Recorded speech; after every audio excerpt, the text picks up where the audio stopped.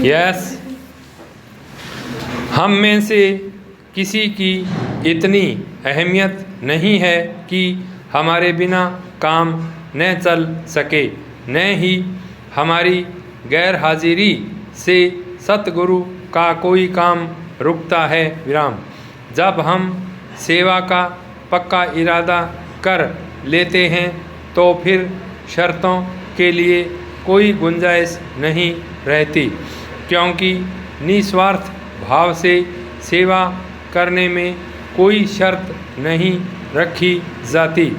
एक सच्चा सेवादार न तो कोई उम्मीद रखता है और न ही कोई मांग करता है, उसमें तो केवल सेवा भाव होता है।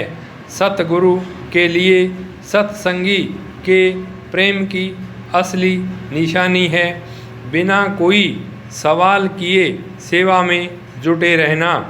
सेवा करते हुए हमारा नज़रिया कैसा होना चाहिए, इसके बारे में यह कहावत बार बार याद आती है। शुरू में हमारे अंदर जोश होता है, हमें सेवा का इतना चाव होता है कि हम सेवा के लिए विनती करते हैं और किसी भी वक्त, किसी भी जगह और किसी भी हालत में सेवा करना चाहते हैं। लेकिन जैसे ही हमें सेवा मिलती है हमारा रवैया बदल जाता है। विराम। हमारी उम्मीदें और चाहतें बढ़ती जाती हैं। दूसरी तरफ जब हम सेवा में लीन हो जाते हैं तब हम मानव जाति के लिए काम करते हुए अपनी खुदी को मिटा देते हैं। तब हमारे कदम कामयाबी की ओर बढ़ने लगते हैं। कोई भी सेवा खास या आम, छोटी या बड़ी नहीं होती, सभी सेवाएं एक जैसी हैं। अगर हम मानते हैं कि हमें सेवा सतगुरु ने बख्शी है तब तो यह अहम ही है। जिस तरह मोटर कार 3 पहियों के सहारे नहीं चल सकती या किसी अंग की कमी होने से देह पूर्ण नहीं होती, उसी तरह कोई भी सेवा बिना सहयोग के नहीं चल सकती। सभी सेवाएं एक दूसरे से जुड़ी हुई हैं। सेवा के लिए एक नशा, एक जुनून होना चाहिए। हम सेवा में इतने खो जाएं कि और कुछ भी हमारे लिए ज़रूरी न रहे। उन सेवादारों को देखें जो मंड में खेतीबाड़ी की सेवा में, नर्सरी की सेवा में या फिर लंगर, सफाई और लुक की सेवा में जुटे हैं। दिन हो या रात, सर्दी हो या गर्मी, धूप हो या बारिश, वे लगातार अपनी सेवा में लगे रहते हैं। वे मौसम को लेकर कोई शिकायत नहीं करते और न ही पंखे, कूलर या एयर कंडीशनर की कमी को लेकर कुछ कहते हैं। उन्हें अपनी प्यास बुझाने के लिए ठंडा पानी नहीं चाहिए, न ही उन्हें आरामदेह कुर्सियों की या फिर अच्छी अकोमोडेशन की चाहत है। वे मस्त रहते हैं, आनंद मग्न रहते हैं, सेवा में लीन, सेवा के नशे में चूर रहते हैं। वे आरामदेह दफ्तरों में नहीं बैठते कि बिजली न रहने पर या फ़ोन न चलने पर परेशान हो जाएं, या फिर समय बिताने के लिए चाय और कॉफ़ी मंगवाते रहें, या फिर घर वापस लौटने के लिए घड़ी देखते रहें।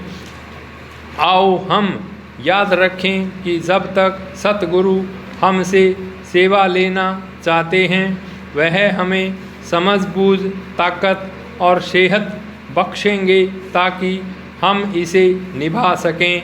लेकिन बीमारी की हालत में, जैसे दिल का दौरा पड़ने पर, ब्रेन हेमरेज होने पर, याददाश्त चली जाने पर, अल्जाइमर या लकवे का रोग होने पर, पल भर में हम यह सब हो सकते हैं। हम में से किसी को कोई छूट नहीं मिलेगी, कोई भी बच नहीं पाएगा। इसलिए हम कुछ भी नहीं हैं, हमें अपनी खुदी को दूर करना है और खुद को समर्पित करना है।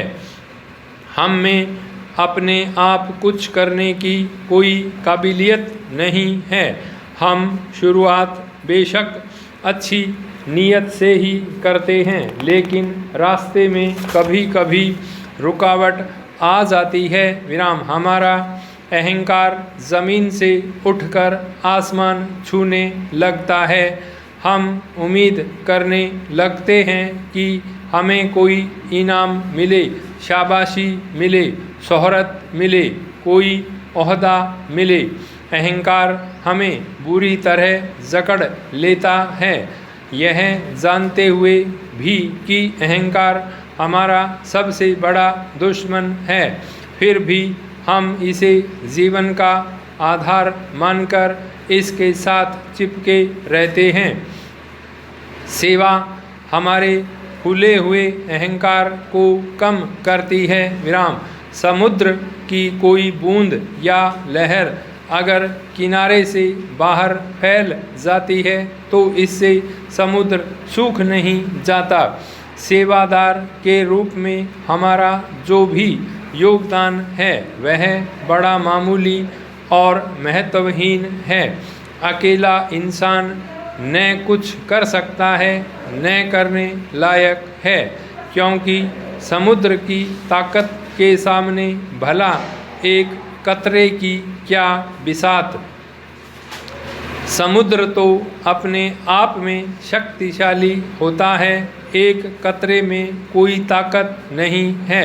सेवा के जरिए आपसी तालमेल रखकर खुशी खुशी काम करते हुए हमें समुद्र का हिस्सा बनने का मौका दिया जाता है। एकता में ही बल है, पूरे समुद्र में ही ताकत है, अलग से एक कतरे में नहीं। हम समुद्र की बूंद मात्र हैं, हम हों या न हों, सेवा तो हमेशा चलती रहेगी, हमारे बिना कोई काम नहीं रुकेगा। अहंकार के कारण मन में चाहतें और उम्मीदें पैदा होती हैं, फिर यह मन हर वक्त मैं मेरी की रट लगाए रखता है। लेकिन जहाँ प्रेम और श्रद्धा है वहाँ किसी इच्छा और मांग का सवाल ही नहीं उठता। संत सतगुरुओं ने डेरा इसलिए बनाया है ताकि हमें एक ऐसी जगह मिल सके जहाँ हम रोज़मर्रा की ज़िंदगी की उथल पुथल से निजात पा सकें और रूहानी अभ्यास करके अपने अंतर में थोड़ी बहुत शांति हासिल कर सकें। सत्संगी होने के नाते हमसे यह उम्मीद की जाती है कि हम